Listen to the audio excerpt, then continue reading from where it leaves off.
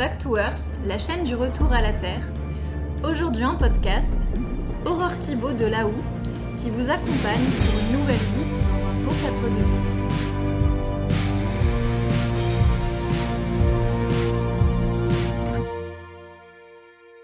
Oui, bonjour. Donc, je m'appelle Aurore Thibault. J'ai créé Laou en 2017 avec une associée qui s'appelle Perrine Bailly. Nous, notre conviction, c'était en 2017, déjà bien avant le Covid, que le monde allait évoluer et que l'hypermétropolisation ne serait plus forcément la norme pour les jeunes générations, qu'il y avait une envie de se mettre au vert, il y avait une envie de retour à la nature, il y avait une envie de vivre dans des villes à taille humaine ou dans des villages, dans notre génération et dans celle qui venait. Ça, c'était notre conviction. Et de l'autre côté, notre constat, c'était que les territoires ruraux, les petites et moyennes villes, n'étaient pas du tout outillés pour séduire malheureusement ces jeunes actifs et que du coup, malgré une envie d'une vie plus à taille humaine, ces jeunes actifs plutôt urbains se tournaient quand même vers les grosses métropoles et quand même vers la vie dans des très grandes villes. Donc si on quittait Paris à l'époque, c'était pour Bordeaux, pour Lyon, pour Toulouse, pour Montpellier. C'est encore le cas, encore trop le cas. Et du coup, on s'est dit, on va les aider à découvrir d'autres territoires, des territoires plus à taille humaine. Ça, c'était notre objectif. Nous, on a un service qui est dirigé pour les territoires ruraux, les petites et moyennes villes. En gros, tout ce qui n'est pas grosse métropole, quoi. Voilà, tous les autres territoires de France, donc l'immense majorité des communes, des communautés de communes et des départements de France. On s'adresse à eux pour leur permettre d'être plus attractifs et d'attirer plus facilement donc des salariés qualifiés, des artisans, des commerçants, des soignants, des petits entrepreneurs, des télétravailleurs. Donc on va leur permettre d'attirer des jeunes actifs. Notre population cible, c'est 25 à 45 ans, sur tous les métiers. Voilà, donc nous, on fait vraiment de l'attractivité. Donc on va chercher à un instant T toutes les personnes qui veulent s'installer plus ou moins dans votre zone géographique ou plus ou moins dans un type de cadre de vie qui vous correspond. Et ces personnes-là, on va leur faire découvrir votre territoire. Elles ne le connaissent pas, probablement, ou peu. Ou alors, elles n'y pensaient pas forcément pour s'installer. On va leur dire, vous voyez, c'est super. En plus, on vous accompagne, c'est gratuit. En plus, on vous offre éventuellement 1, 2 jours d'accueil, un week-end d'accueil pour venir découvrir le territoire. Et donc, en fait, on va pendant 1 an, 2 ans, 3 ans, 4 ans, plus travailler aux côtés d'une collectivité, lui amener pendant tout ce temps du flux de personnes qui veulent déménager. Et ce qui est important, c'est qu'on préqualifie ce flux. C'est-à-dire que, imaginons, pendant toutes ces années, on touche 1000 personnes pour ce territoire. Sur les 1000, elles ont des projets complètement différents et pas du tout les mêmes temporalités d'action. Et puis, il y a des projets qui se feront pas, il y a des projets qui se feront, il y a des projets, il faut absolument qu'ils se fassent pour le territoire, ils sont ultra prio. Nous, on va déterminer ça. Moi, j'ai une équipe qui appelle les gens tous les jours. Chaque jour, on a 5, 10, 15, 20 personnes au téléphone qu'on accompagne dans leurs projets en les mettant en relation avec nos clients au bon moment. Donc ça, c'est important. Voilà la prestation qu'on propose pour les territoires. Donc aujourd'hui, on travaille avec des conseils départementaux, on travaille avec des agglomérations de toute taille qui ont différents enjeux.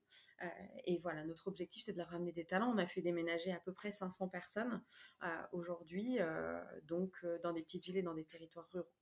Donc ça, on en est très heureux, très fiers. Nous, on voulait de l'impact, on voulait faire déménager des gens, voilà, et on est très heureux de ça. Et du coup, de l'autre côté, ça veut dire que cette activité nous amène à être énormément en lien avec les personnes qui veulent revenir donc dans un territoire, enfin qui veulent s'installer dans un territoire rural ou dans une petite et une moyenne ville. Donc tous les jours, on a, et c'est un pan magnifique de notre activité, des liens avec ces personnes qui en ont marre, généralement de la région parisienne, mais on a aussi des Lyonnais, des Toulousains, des Marseillais, des Nantais, etc., qui ont envie d'aller vers un territoire plus à taille humaine, et qui ont des projets formidables. Et donc ça, c'est super parce que c'est ce lien qu'on crée avec chaque personne qui s'inscrit sur laou.fr et qui veut déménager et qui a besoin de nous aussi pour qu'on lui donne des conseils sur les territoires à choisir, sur le territoire en particulier qu'ils ont identifié grâce à nous,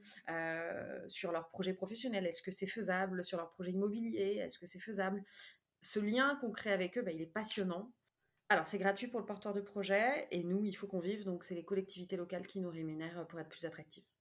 En fait, on arrive à générer de plus en plus de collectivités en même temps, donc de volume en même temps, notamment parce qu'on a créé un logiciel d'attractivité qui nous permet en fait de gagner du temps dans notre travail quotidien pour nous et pour les collectivités locales qui travaillent avec nous. Donc aujourd'hui, on travaille avec 5 collectivités locales en même temps.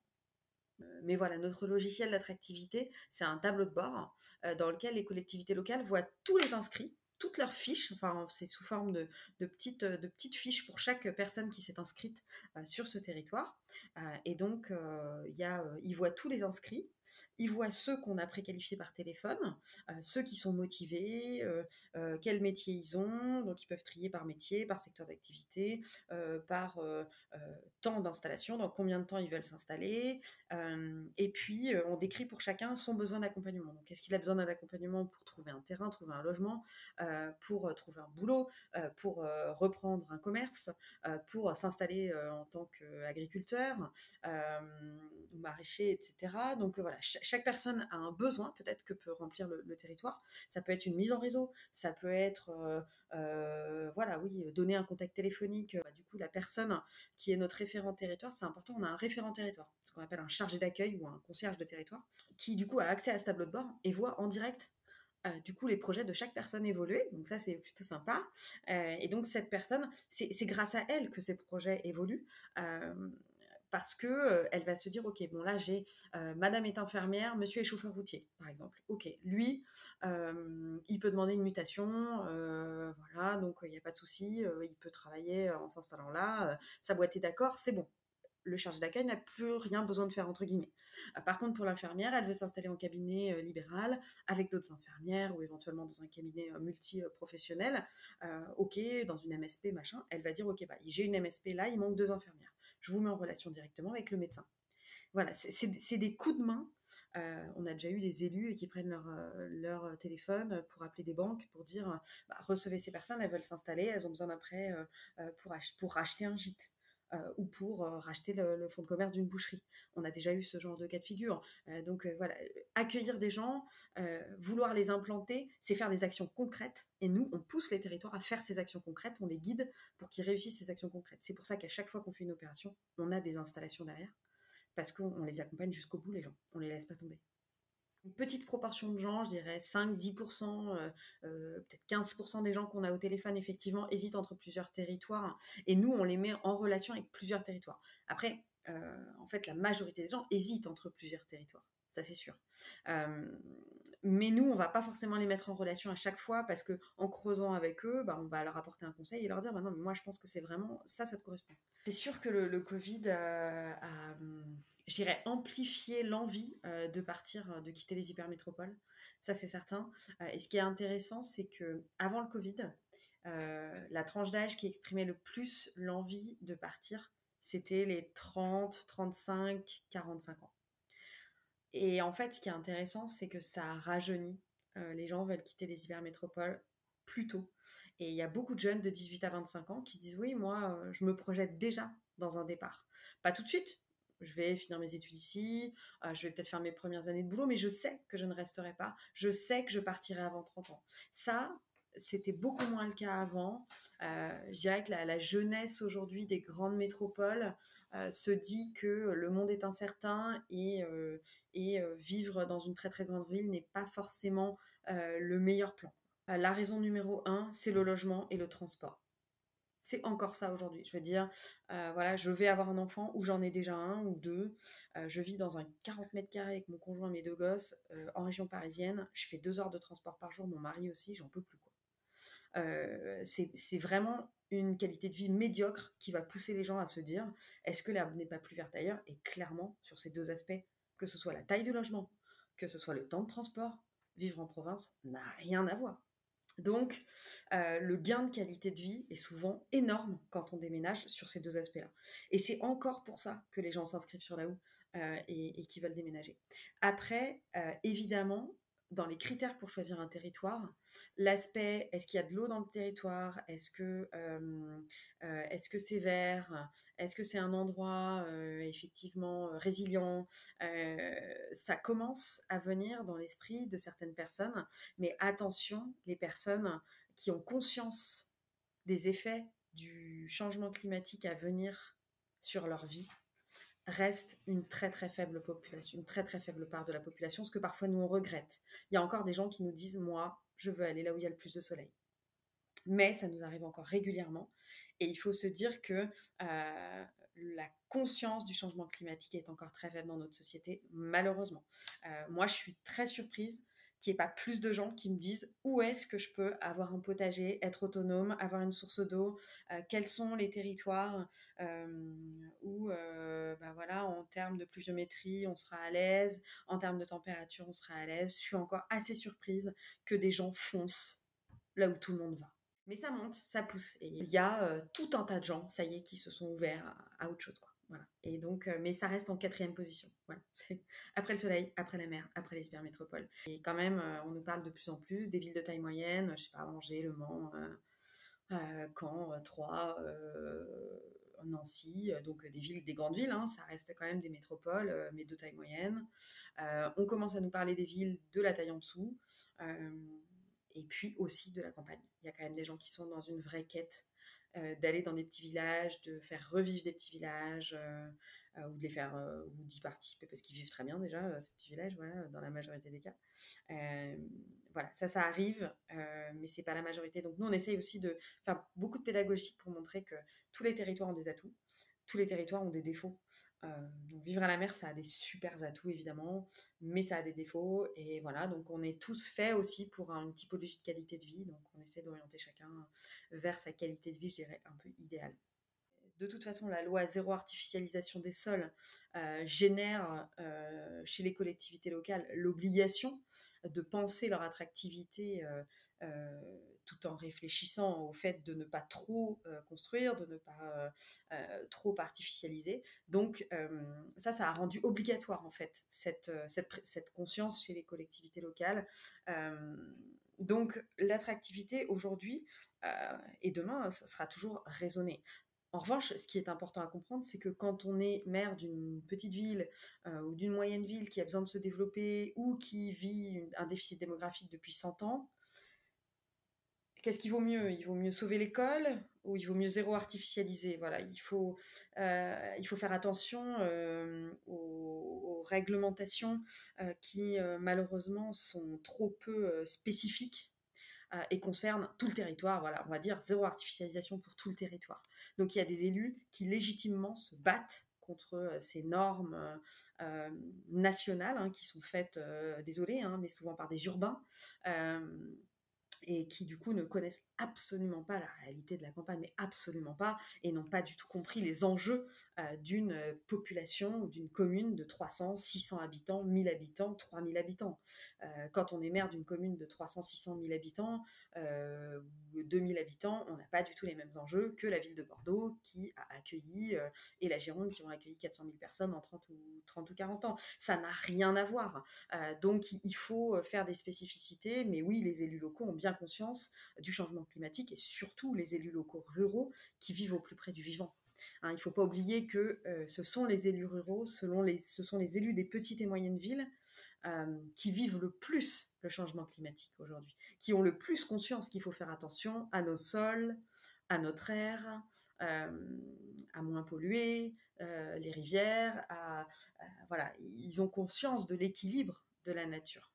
La majorité des élus veulent voir des jeunes arriver sur leur commune pour la faire vivre les commerces locaux, faire vivre l'école du village ou les écoles de la ville, donner des compétences aux entreprises locales. La majorité des élus pensent comme ça.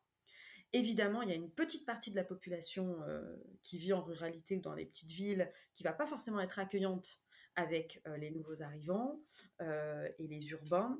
Mais moi, je crois que c'est une minorité dont on parle beaucoup, malheureusement. Mais c'est une minorité de gens qui ne sont pas accueillants. Et les nouveaux arrivants doivent plutôt se tourner vers les gens qui sont sympas et qui les accueillent bras ouverts et voilà, qui les traitent pas de parisiens. Alors que, en fait, d'ailleurs, ils peuvent venir juste de la ville d'à côté. Donc, c'est assez ridicule et risible parfois. Il y aura toujours cette pensée-là. Moi, ce que j'aime bien expliquer aux habitants réfractaires comme ça et aux élus, c'est de leur dire, bah, aujourd'hui, vous avez perdu votre poste. Vous avez perdu votre mairie, vous avez fait un groupement communal. Vous avez perdu votre école. Vous avez perdu votre boulanger. Pourquoi vous les avez perdus? Parce que vous avez eu une baisse de population. Point. Si vous retrouvez de la population, les services publics reviendront.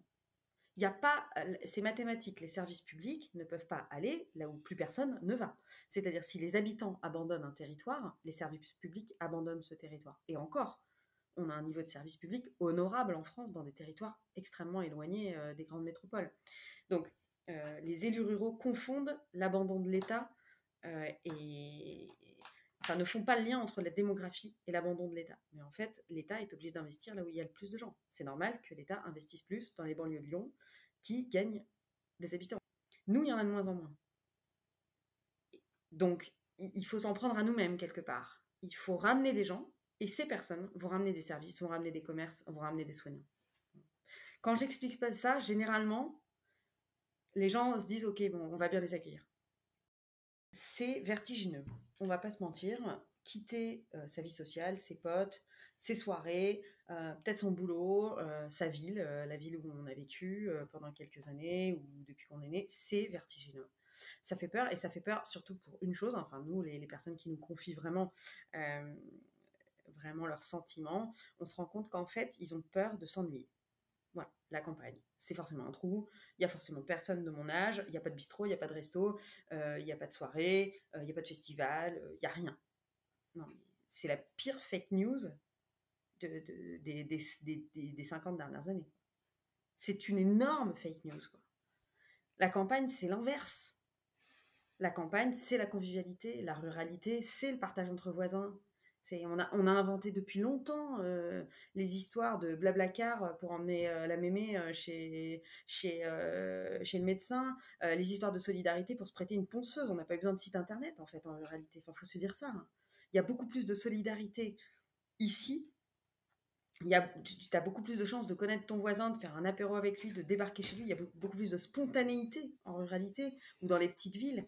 Il y a plein de bistrots, il y a plein de restos. C'est pas vrai quand on dit il n'y a plus de bistrots dans les villages. Oui, il y en a moins qu'avant, mais enfin il en reste et les gens y vont.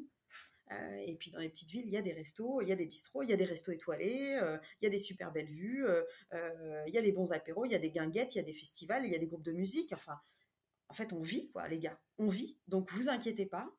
Vous allez arriver dans un endroit où vous allez vous faire une super sociabilité. Et quand on dit ça aux gens, ils se disent « Ok, bon, bah d'accord, si je suis rassurée là-dessus, si je suis rassurée sur cet aspect culturel, social, je vais beaucoup plus facilement me lancer dans mon projet. » Donc moi, j'ai envie de rassurer les gens. Vous allez retrouver des gens qui vous ressemblent, vous allez retrouver des endroits où sortir. Et vous allez en plus trouver le charme de la campagne. Alors, bien sûr, vous n'avez pas la concentration culturelle, musée, théâtre, qui est à Paris, évidemment. Mais enfin, vous pouvez y aller pour le week-end, quoi. Il n'y a aucun problème. Hein, je veux dire, il y a plein de trains qui vont à Paris tous les week-ends, tout le temps. Mais du coup, il faut rassurer les gens là-dessus. Il y a beaucoup de sociabilité. Il y a une dynamique associative en ruralité qu'on ne soupçonne pas. Ici, les gens sont beaucoup impliqués dans des associations, dans les bons vieux comités des fêtes, dans des tas de trucs. Et du coup, on se sent pas du tout seul, quoi. Pas du tout. Voilà. C'est quand même important d'aborder un point. En fait, les personnes qui viennent en ruralité, et il y en a, et qui ont des modèles de vie parfois alternatifs ou pas, mais faut aussi qu'ils comprennent qu'en fait, il y a des gens qui vivent ici, qui ont un contact avec le vivant et la nature depuis 10, 20, 30, 40, 50 ans, 60 ans, 70 ans. Donc ils connaissent 100 fois mieux, 1000 fois mieux la nature que les personnes qui débarquent et qui ont vécu toute leur vie à Paris ou toute leur vie dans des grandes villes. Donc c'est sûr que quand on arrive et que on arrive dans un territoire et que on veut imposer son point de vue ou expliquer à des paysans, à des agriculteurs, aux papy-mamies qu'il faut plus faire son jardin comme ça, qu'il faut pas utiliser tel produit, qu'il faut pas manger de viande et qu'il faut pas faire ceci ou faire ça. Et oui, ça peut énerver. Ça peut énerver les personnes qui vivent là depuis 40 ans, qui, elles, ont un jardin, un potager, des poules, des fleurs, vivent ici et respectent la nature. Chaque jour, se baladent et voient des chevreuils qui respectent ça, qui vivent au rythme des saisons, qui ont un respect et un lien avec le vivant quotidien. Ça peut les énerver de voir des urbains qui arrivent et qui débarquent avec des grands principes sur la vie. Et c'est ça qui fait peur aux personnes qui sont rurales et de petites et moyennes villes, c'est d'avoir des donneurs de leçons. Voir des gens qui critiquent la chasse et qui arrivent dans un bled et qui critiquent tout de suite les chasseurs, bah, s'il vous plaît, aujourd'hui, il n'y a pas une viande plus écologique que celle qui a été tuée par un chasseur au coin de chez vous. Elle n'a pas fait de transport, elle n'a pas été élevée en batterie, elle n'est pas dans un sac plastique, elle n'est pas vendue par une multinationale qui se fait beaucoup de blé. Donc, stop, en fait. C'est un animal qui a été libre toute sa vie. Enfin, je dis quelque chose qui est en fait admis en ruralité, mais complètement impensable pour un urbain, par exemple. Il faut essayer de s'ouvrir un peu l'esprit quand on arrive dans un territoire rural, dans une petite et moyenne ville. Oui, il y a plein de communautés, il y a plein de gens qui pensent pas comme vous, et c'est ça la joie de la vie et la beauté de la vie. Donc pour être accepté, il faut aussi un petit peu, parfois, ne pas amener ses principes d'un seul coup et ses pensées d'un seul coup, y aller petit à petit, apprendre à respecter, apprendre à connaître les gens qui sont là, voilà, pour que ça se passe bien et que vous puissiez vous intégrer vraiment et que ça se passe pas forcément que entre communautés quoi, qui s'affrontent. Donc allez-y, foncez. Voilà, c'est ça que je dirais aux gens qui veulent partir. Faut pas qu'ils aient trop peur. Par contre, ça se fait de tester son territoire, d'en tester un ou d'en tester plusieurs avant de s'installer. Bien sûr, faut aller tâter le terrain, essayer de voir si ça vous plaît. Évidemment, faut pas y aller en se disant ok, je tape le point sur la carte là, sur le globe et je vais m'installer là sans absolument connaître le territoire, sans connaître personne là-bas, sans avoir pris aucune attache. Bah, c'est bien de se faire un peu accompagner ou de prendre quelques contacts, d'essayer de se faire un petit peu de réseau avant d'arriver, de questionner quelques personnes qui sont dans votre univers professionnel. Voilà, ça c'est cool de le faire avant d'arriver, quoi. Voilà.